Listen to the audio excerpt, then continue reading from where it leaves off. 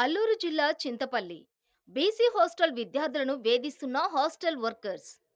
అల్లూరు జిల్లా Chintapalli ZP high school head master ఎదుట BC hostel 10వ తరగతి విద్యార్థులు హాస్టల్ వర్క్స్ తో ఇబ్బంది పెడుతున్న సమస్యలు తెలియపరుచుకున్నారు.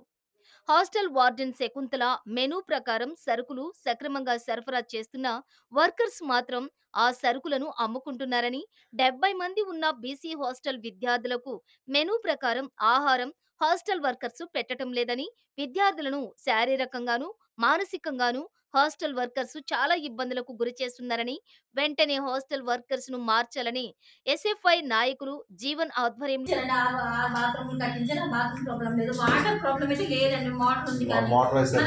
నీళ్ళు కూడా బయటికి ఇచ్చేస్తున్నారు. అంటే ఆ బిల్డింగ్ కూడా శాంక్షన్ అయిపోయిందన్న. బిల్డింగ్ కూడా శాంక్షన్ అయింది. ఒక్కసారి అది కూడా కోటి 20 లక్షలు శాంక్షన్ అయింది. ఏ వరకు ఇచ్చారు కానీ పిల్లల భవిష్యత్తు పాడైపోతుంది. మెయిన్ పిల్లల భవిష్యత్తు, వాళ్ళ లైఫ్ మనం నాశనం చేయకూడదు. తెలుసో తెలియక పొరపాటు అనేది జరుగుతుందమ్మా. నేను చేయొచ్చు, మీరు చేయొచ్చు, అందరం చేస్తాం. మనం దేవుడు కాం కదా తప్పులు చేయకుండా ఉండడానికి. దానికి రెక్టిఫై చేసుకుని పరిష్కారం ఆలోచించి సమర్థించుకొని మనం పోవడానికి మనం ప్రయత్నం చేయాలి. మెయిన్ పిల్లల భవిష్యత్తు పాడవుతుంది. ఆ 10 మంది పిల్లలు 10th క్లాస్ పిల్లలు వాళ్ళ భవిష్యత్తు మనకు మెయిన్. మిగతా పిల్లలు కొనేను ఇదవుతారు ఉంటారు, వాళ్ళకి మనం నచ్చ చెప్తామా. ఆ పిల్లలు నిన్న ఒక అమ్మాయి కనుతిరి పడిపోయి వెళ్ళిపోయింది. కీర్తన అమ్మా శకుంతల, కీర్తన అమ్మాయి వాళ్ళ అన్నయ్య అయితే తీసుకెళ్ళిపోయాడు. మేము ఎన్ని బాధపడిపోయాము. ఇంత మాట్లాడే పిల్లలు ఉండలేదు. నేను ఉన్నానండి హాస్టల్కి వెళ్తే నన్ను ఇబ్బంది పెడతారు, మమ్మల్ని టార్గెట్ చేశారు. ఇప్పుడు ఆ పిల్లలు కూడా భయపడుతున్నారు. వద్దమ్మా, మనం తల్లిగా తయారుదమ్మా. మీరు ఒకసారి అన్నారేమో కానీ పిల్లలు పదే పదే గుర్తు చేసుకుంటున్నారు. దీనికి సమస్య ఇక్కడితో ఆపేద్దాం. ఇక పైన మనం చూడమండి. ఏదో తెలుసో తెలియక జరిగిందండి, ఎవరి వల్ల పొరపాటు జరిగింది. ఇక పైన వాళ్ళు చూస్తే మనకు మాట్లాడిస్తే పోయే సమస్య క్లియర్ అయిపోద్ది. మేము వాళ్ళు ఆపే మిన్నట్టుగా అయితే పేరెంట్స్ వస్తే తీసుకెళ్ళిపోదామని. వాళ్ళు తీసుకెళ్ళిపోతే వాళ్ళు ఎగ్జామ్స్ ప్రిపేర్ అవ్వలేరండి. అంటే ఒక్కసారి డిస్టర్బ్ అయితే రిబికా కదా, A section C section A section రిబికా ఇంటి పేరమ్మా కిల్లో రిబికా. స్టార్టింగ్ లో 20 మార్కులు 9 వచ్చిందండి ఇంగ్లీష్కి. సెకండ్ టెస్ట్కి 7 వచ్చిందండి, తర్వాత 8 వచ్చిందండి, తర్వాత 9 వచ్చిందండి, తర్వాత 11 వచ్చిందండి ఇంగ్లీష్ లాంగ్వేజ్కి. మిగతా సబ్జెక్టులకి ఎలా వచ్చిందో చెప్పాలా, చూపిస్తాను మీకు. అంటే ఆ పిల్లల స్టడీ కూడా మీరు ఒకసారి ఆలోచించుకోండి. వాళ్ళ భవిష్యత్తు మనం అది మన రైట్ కాదు. మన పిల్లల మన జీవితాల్లో వాళ్ళు నష్టపోతారు. వాళ్ళ జీవితాలతో మనం ఆడుకున్నాము అంటే అది చూసుకోవాలి. కానీ మనము గొడవ పెద్ద చేసుకోకూడదమ్మా పార్వతమ్మ తల్లి. డిసెంబర్ నెల, జనవరి నెలలో నేను ఇప్పుడు చదివింది ఫిబ్రవరి నెల అండి. ఎంత డల్ అయ్యారండి పిల్లలు. ఆ రిబికా మార్కులే ఇంగ్లీష్కి. ఫిబ్రవరి ఈ మంత్ డల్ అయ్యారు. డిసెంబర్ నెల ఎలా వచ్చిందో చూడండి అమ్మా. ఇది స్టార్టింగ్లో 19 మార్కులు అండి, అదే ఇంగ్లీష్కి 19 మార్కులు అండి స్టార్టింగ్లో. తర్వాత మళ్ళీ 19 అండి 20కి. మళ్ళీ చూడండి జనవరిలో 20 మార్కులు 19 మార్కులు వచ్చిందండి. 20 మార్కులు 19 మార్కులు అమ్మ చదివిందా లేదా మేము చూసుకోకపోతే కొట్టించట్లే. మరి ఈ నెలలో ఈ ఫిబ్రవరి నెల ఈ అమ్మాయికి ఎందుకు మార్కులు తగ్గాలి, జనవరిలో మార్కులు ఎందుకు ఎక్కువ రావాలి, డిసెంబర్లో మార్కులు ఎందుకు ఎక్కువ రావాలి? అందరి మార్కులు కూడా కావాలంటే నేను చదివి వినిపిస్తాను. భారతిది వీళ్ళందరినీ కూడా నేను చదివి వినిపిస్తాను. నీళ్ళవే చేశాను మేడం.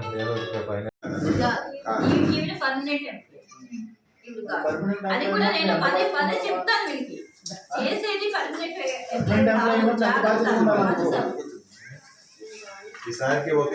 టోటల్ ఒక్క చెప్పినప్పుడు ఆ టోటల్ పెట్టమని అయినా కూడా అడుగుతాను సార్, పెడుతున్నారా లేదంటే ఆ పిల్లలు కూడా మరి వీళ్ళ మీద భయ అనుకో నా మీద భయ అనుకో వాళ్ళు పెడుతున్నారని అసలు మీరు మాట్లాడి ఫోన్ చేసి అడుగుతున్నాను. పెడుతున్నారు అని చెప్తున్నారు పిల్లలు. వీళ్ళేమో ఇప్పుడు వచ్చేసరికి బయటకు వచ్చేసరికి మరి మా పెట్టలేదని ఏమన్నా కదా సార్ చెప్తున్నారు. వాళ్ళు అందరి ముందు చెప్తున్నారు పెట్టలేదని. మెనూ ప్రకారం పెట్టాను కాదు, ఇచ్చిన మెనూ ప్రకారంగా పెడతా అంటారు. వాళ్ళు పెట్టారు సల్దానం ఎందుకు పెట్టారమ్మా? సల్దానం ఎప్పుడు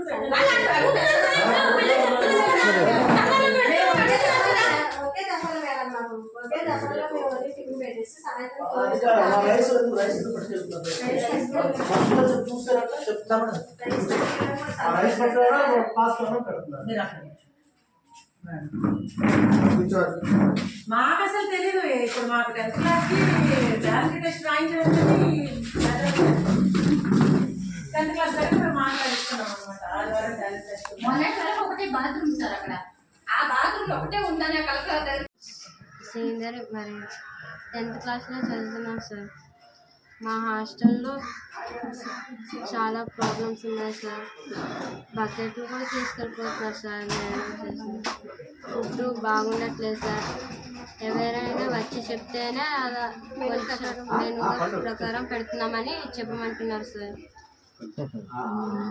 అన్నీ అమ్మేస్తున్నారు సార్, రైస్, వెజిటేబుల్స్. మీ హాస్టల్ పేరు ఏంటి? చెప్పు, నీ పేరు చెప్పు. నా పేరు కొర్ర సంధ్య, 10th క్లాస్ చదువుతున్నాను. బీసీ హాస్టల్ మాది. బీసీ హాస్టల్కి సరిపడా ఫుడ్ పెట్టట్లేదు. మేడం పంపించిన ఫుడ్ అంతా వర్కర్స్ అమ్మేసుకుంటున్నారు. అసలు సరిగ్గా పెట్టట్లేదు. మేము ఆకలితో అలానే ఉండిపోతున్నాం సార్. ఇంటి వరకు కాల్ చేసుకుంటే మనీ అడుగుతున్నారు సార్, 20 రూపీస్ వేసి. ఎన్నిసార్లు కాల్ చేస్తే అన్నిసార్లు మనీ అడుగుతున్నారు సార్. ఎవరు ఫోన్ నుంచి చేస్తున్నారు? బాగోలేక ఇంటికి ఫోన్ చేస్తే 20 రూపీస్ తీసుకుంటున్నారు సార్. ఫోన్ చేసింది వాళ్ళ దగ్గర నుంచి ఫోన్ చేసినది. మీరు ఎంతమంది ఉన్నారు స్టూడెంట్స్ అక్కడ? 75 సార్. ఇంకేంటి సమస్య? కోపంతో చాంబరు చేతికి పోసేస్తున్నారు. ఏదైనా కంప్లైంట్ ఇస్తే కోపంతో ఆ చాంబరు కోపంగా ఇచ్చేస్తున్నారు సార్. ఎవరి మీద పోసారు అలా? నీ మీద పోసారు? ఎక్కడ పోసారు? ఎప్పుడు? ఇంకెవరి మీద పోసారు? నీ మీద పోసారా? నీ పేరు ఏమిటమ్మా? ఎవరు పోసారు మీ మీద? అతను మరి అబ్బాయిలు వస్తున్నారు అని చెప్పేసి అంటున్నారు. ఇంటి వాళ్ళు మనీ పంపిస్తే తెచ్చేయడం వచ్చేసారు. అయినా సరే గేట్ దానికి ఫోటో తీసేస్తారు. వాళ్ళే ఉన్నారంటే తప్పు చేయలేదు కదా, తీసుకోండి అన్నాం సార్. ఎలాగా ఫొటోస్ తీసడం వల్ల మా మీద కక్ష కట్టి ఇలా చేస్తున్నారని చెప్పి అంటున్నారు. లేదు సార్, లేదు సార్, ముందు నుండే జరిగేది సార్. ముందు 10th క్లాస్ కూడా అలా చెప్తే హాస్టల్ గురించి చెప్తే బయట వాళ్ళు చెప్తున్నారు అని ఈ చెప్తున్నారు విషయం సార్. మీ తల్లిదండ్రులు చెప్పారా? మా తల్లిదండ్రులు ఏమైనా అన్నారా? మరి నిన్న వచ్చేసారు, ఈ రోజు మళ్ళీ వస్తామన్నారు. ఇలా ఎప్పటి నుంచి జరుగుతుంది మీకు? పోయిన 10th వాళ్ళు కూడా ఇలాగే వెళ్ళిపోయారు సార్. కానీ వాళ్ళు భయపడి బయట చెప్పలేదు సార్. ఈసారి మేము ఎలాగైనా బయట చెప్పేద్దామని డిసైడ్ అయ్యాం. పిల్లలు ఏడుస్తూ చెప్తున్నారు, చిన్నపిల్లలు ఏడుస్తున్నారు సార్. బాధ తట్టుకోలేక మేమే పెద్ద క్లాసులు కదా. నిజంగా మీ అందరూ మీరు చెప్తున్నారా లేదా మీ వెనకాల ఎవరన్నా ఉండి చెప్పిస్తారు? మీ చెప్పారు నిజమేనా? జరిగింది వాస్తవేనా? అంతేనా? నిజమే సార్, మా బాధ అన్న కూడా ఒకసారి కట్టలేదు సార్. ఈ విషయాలన్నీ ఇప్పటివరకు ఎవరికైనా చెప్పారా? లేకపోతే టీచర్స్ చెప్పారా?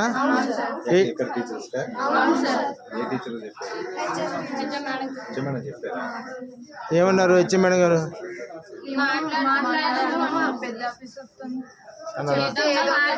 చెప్తారు చెప్తే సాయంత్రం మార్నింగ్ బాగానే పెట్టేసారు. మిగతా రోజు బాగా పెట్టారు సార్. చెప్తేనే బాగా పెడతారు. వార్నింగ్ ఇచ్చారు, ఒక 2 రోజులు పాటిస్తారు సార్. తర్వాత నుంచి మళ్ళీ నార్మల్ గా అయిపోతుంది సార్.